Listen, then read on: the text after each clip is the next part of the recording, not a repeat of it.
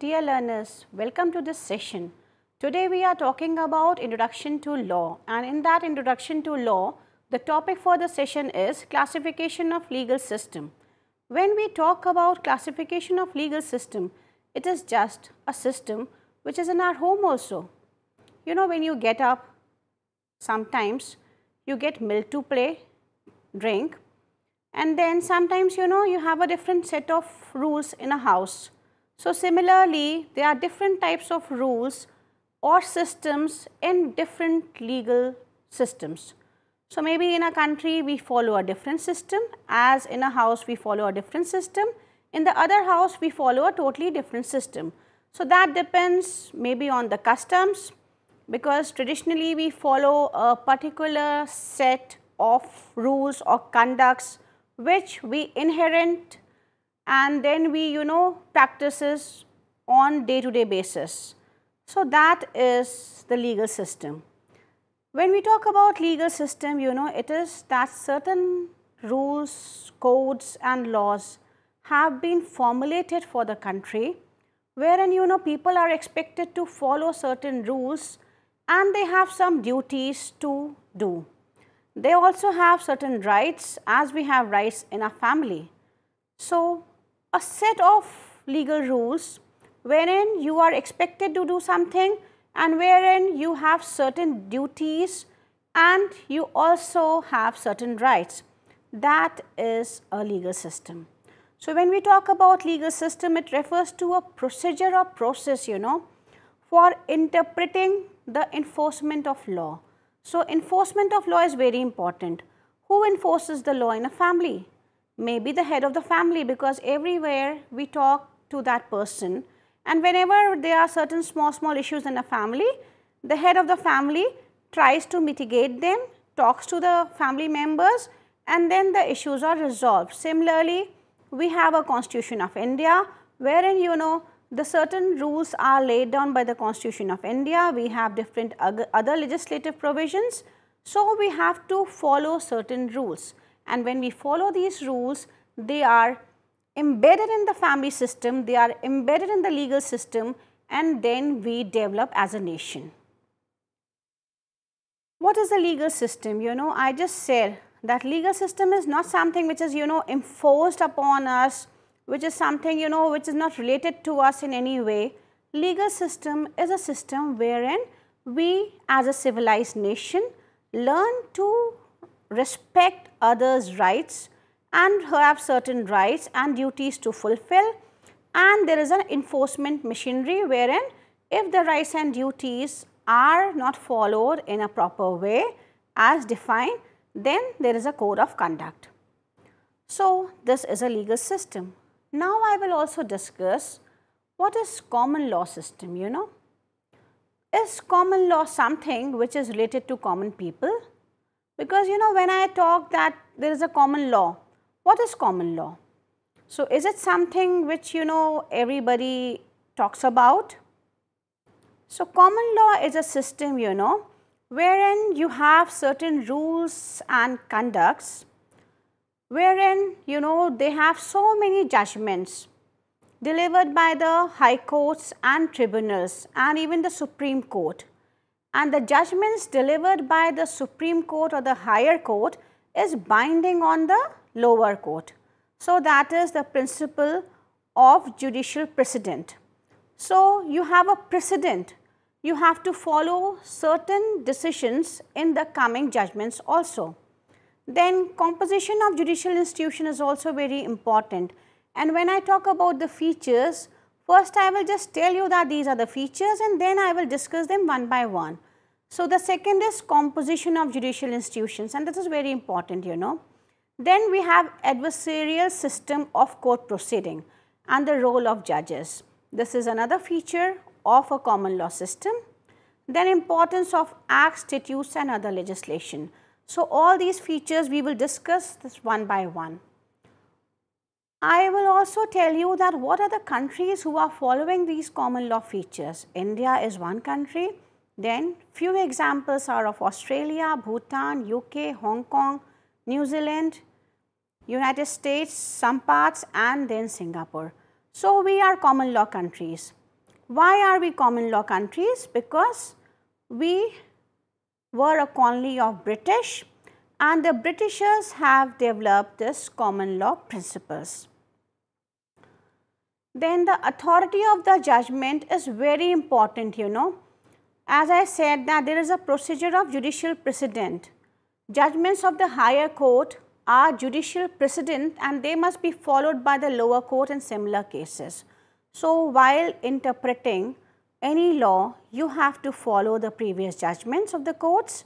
Then you should also know that if a related case, the ratio decidendi of the case is very important. If the related case comes up before any other court and the Supreme Court has already given a judgment on that issue, then the same judgment will be preceded and it will be said that the judgment will be adhered to. So, it is very important in common law countries because they follow the previous judgments. Then composition of judicial institution is also very important, you know. The judges of the courts are highly skilled persons who have specially studied law and possesses practical experience. And there is a procedure wherein you are appointed as a judge. So, for a trial court or a district court, you have entrance exam, then you have to have certain number of experience and then only you can become a judge. It is not that a medical professional without having a law degree becomes a judge in a common law country. Then adversarial system of court proceeding is followed in common law countries. And this is, you know, what makes it different from a continental law country, and I will just discuss what is continental law after a few time. You know, court proceedings are focused on adversarial nature, you know, wherein you have two parties and both the parties engage advocates who act like adversaries in the court. So, there are two advocates, they are talking about their clients, they are representing their clients in the court and the judges are giving judgments on the basis of the evidence produced in the court. So, the judge has to interpret the law, the judge has to look at to the evidences produced by the lawyers and then they decide on the matter.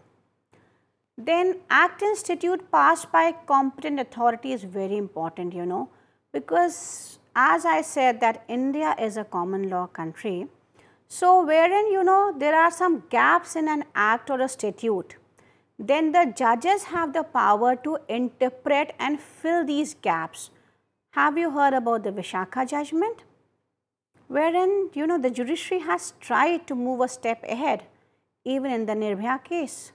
So, our judges find it very important that if there is a gap in any statute or in any legislation, then they fill it up with their judgments and those judgments play a very important role in future cases.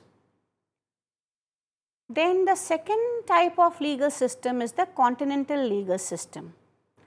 The legal system followed by the Western Europe, you know, is continental legal system, wherein, you know, you have a continent and that is following the continental legal system. The origin can be traced from the Roman Empire of the 5th century and, you know, you have heard about Justinian, wherein, you know, many rules and regulations were codified in his period and the rules and regulations after codification was called code. So, code of law was there and this is how a common law legal system is differentiated by the continental legal system. You know, because in the continental legal system we have a different format of thinkers, we have a different procedure of judges appointments, then we follow a totally different procedure. Legal systems spread over all Europe including England for some time because later on England had a different system. Then era of colonization was there in the 17th and 18th century and this is where, you know, the countries had their own legal system. Then this type of system is present in many countries of Southern America and few parts of African countries.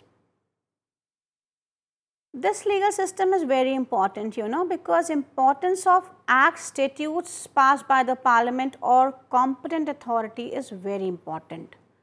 Then when I will be discussing, I will also discuss about the composition of judiciary. How is it different from the common law system?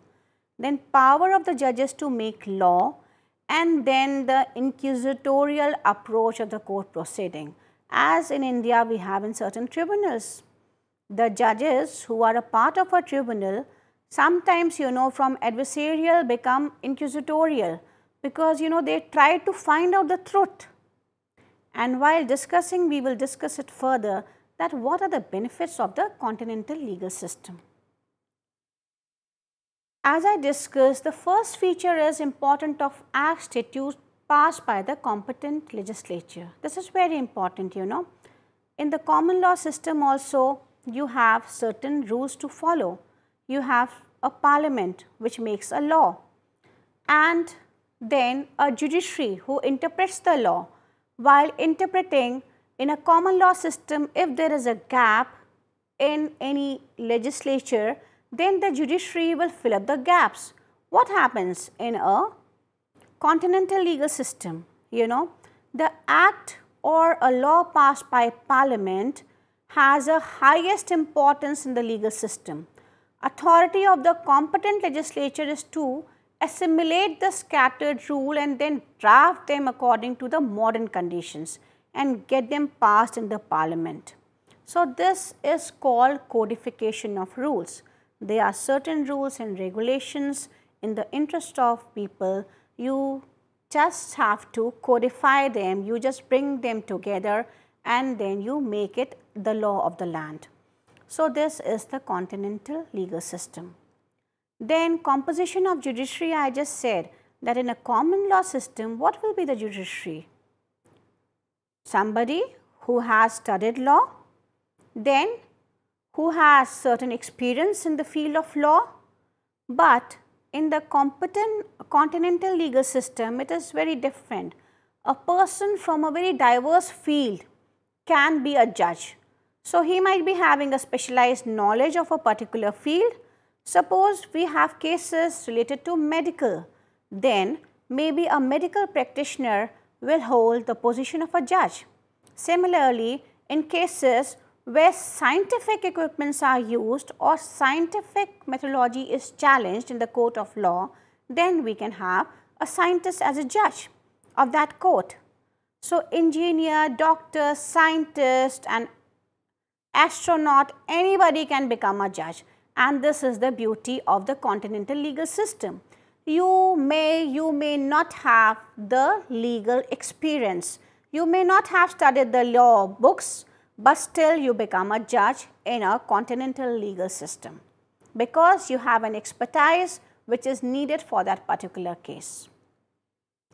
Then the power of the judges to make law is very important, because as we have judicial precedent in the common law system, wherein if a case comes up in the court of law and a similar case has been decided by the higher court, then that higher court's decision will be binding on the lower court and will be applied in a common law system. But this is not so in the continental legal system. Judgments are given by the judges in other cases, but they are not bound by them. Then the judgments given by the highest court of appeal in France are not binding on all courts of France. So this is a difference between a continental court and a common law court, wherein you have different rules you have to follow. The judicial precedent in a common law court, wherein in a continental law court you don't have to follow, you can pass your own judgments, and that can be totally different from the earlier judgment or totally new than the earlier judgments. So you are not bound by the earlier judgments. Then this is very important, inquisitorial approach of the court proceeding, because when you talk about inquisitorial approach of the court proceeding, it is very important. But we can do it in continental legal systems where the number of judges as per population are more. But in India or other common law countries wherein we have thousands of people and one judge, then inquisitorial approach of court proceedings may be very difficult to follow or practice, because the judge is very inquisitive.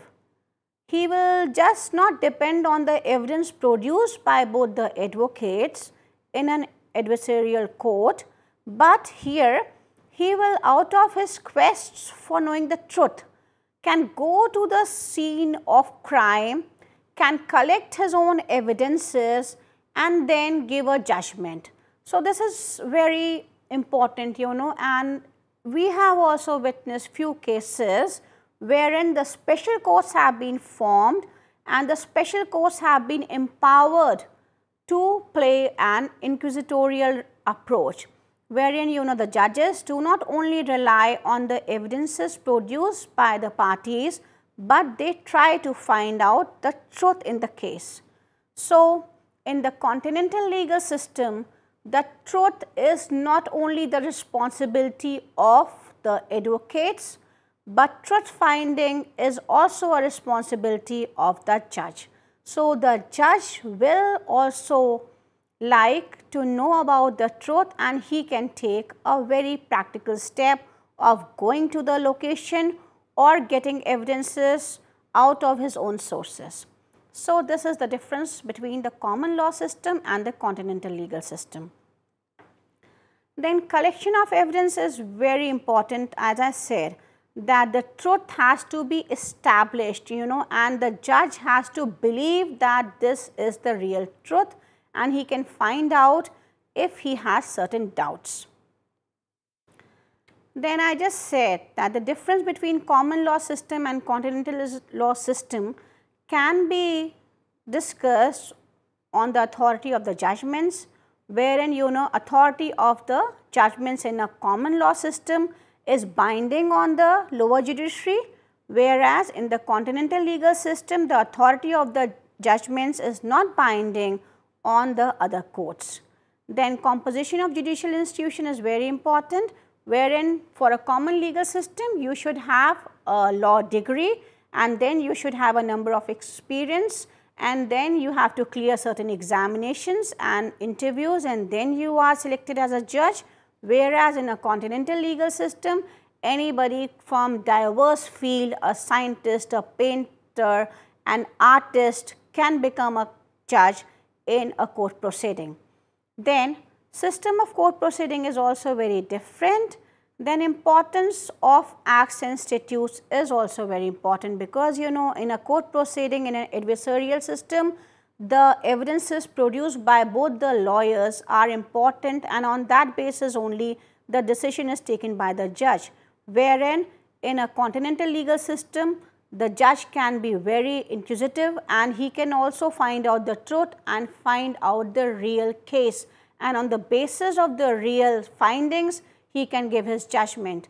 And then important of act and statutes, in a common law the judges can fill the gap if there is a gap by the judgments, wherein in the continental legal system the act and statutes are strictly followed, and the judges do not get this power or the privilege of interpreting law by adding the gaps.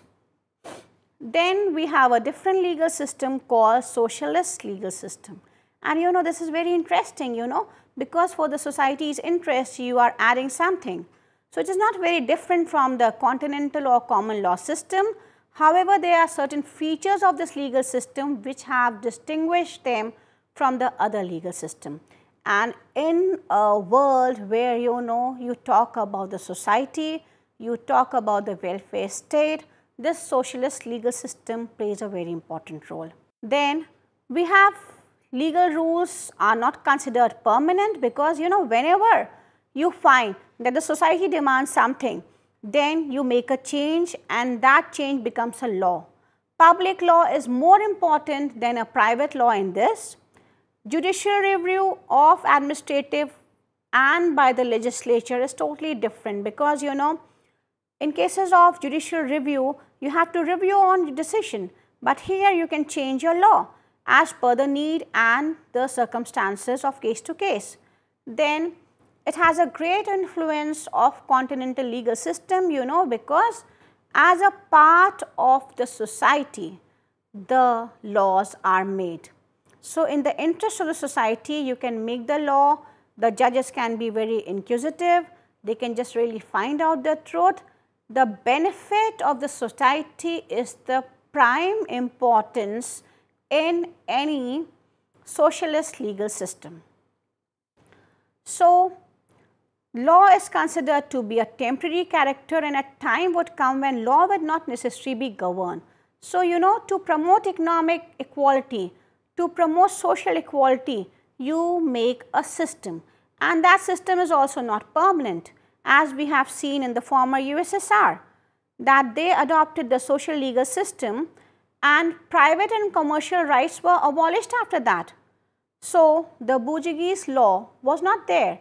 So what was the reason for that? The reason was to bring a society wherein the benefits and the interest reach to all the people. So we have a common people-oriented law, and that is of social importance. So we are talking about the society in general, and we are making laws for them. We are also changing them as per the need and the society needs, and then we are making it and changing it as per the current day. Then we have seen that in USSR it was abolished, and then further, public law plays a very important role. Private law has less importance in cases of socialistic legal society, because you talk about public laws, constitutional law, administrative law and criminal law are very important in a socialist legal society. Then administrative law, I just said that it deals with the structure, power and functions of the administration. Constitutional law is the basis, how will the government function? What are the aspirations of the people? How will you realize the goals and needs of the people? So that is there. Then in the socialist legal society, branches of private law have shifted and become a part of public law. So this is also very important. If you have public and private law, importance will always be given to public law, and after a time period, the private laws will club in public law for the interest of the society. Then judicial review of administrative action will not be done. Socialist law theorists traditionally argue that the legislature is conceived to be the supreme expression of the will of the people and beyond the reach of judicial restraint. So any legislative action cannot be condoned by judiciary if it is in the interest of the people. Then they do not believe in theory of separation of powers as common law country believe. Legislature, executive and judiciary are independent and separate from each other. But here the superiority of legislature is there, and all the other organs play a part of the legislature. Then this judicial review power is also considered as a tool of the Portuguese. Then continental legal system, as I said, that they have a lot of power, where the judges can act on their own and promote social and economic justice. So that part of continental legal system has been embedded in this socialistic system also. Then legal field, as I just said, is not divided. You can have lawyers from any other area.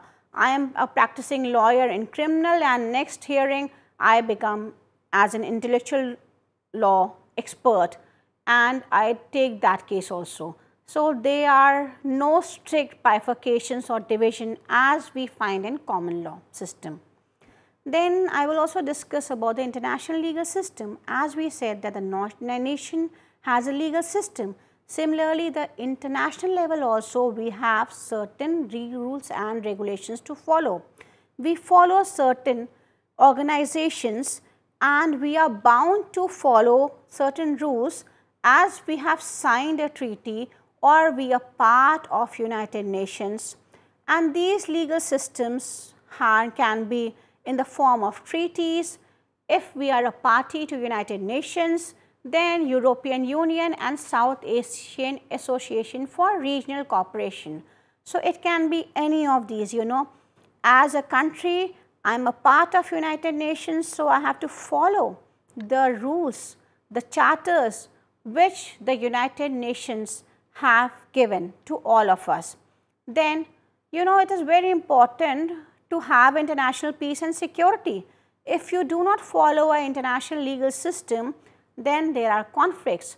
So, in the form of treaties, two nations can agree and disagree and come to a conclusion in the form of treaty. 5 nations can also join together and come in the form of treaty. But when we have a United Nations, then all the nations have to adhere to it, because the purpose of United Nations is to have peace and cooperation among all nations. Then European Union, because in Europe, you know, you have a European Union wherein you get certain privileges by the European Union and then you also have certain duties. So, in this system, we have seen that we have so many structures, you know. In a common law country, there is an adversarial system, where in a continental law country, we have a procedure where the judge is very inquisitive and he will try to bring out the facts and the truth if the evidences do not bring them to the board. Then in the socialist country or in the socialist legal system, we have rules and codification for the society. So, the laws change as per the need of the society. It is not a very stringent law and it cannot be amended. The amendment will take place by the legislature, and legislature plays a very important role. So, by this we can explain the legal systems, and this is how we can classify the legal system of our country and even at international level. Because, you know, we follow some traits of continental legal system, some traits of common legal system and some traits of socialist legal system also. Similarly, the other countries of Europe also follow them in a broader way. So, this is how we have discussed legal system and their classification. Thank you.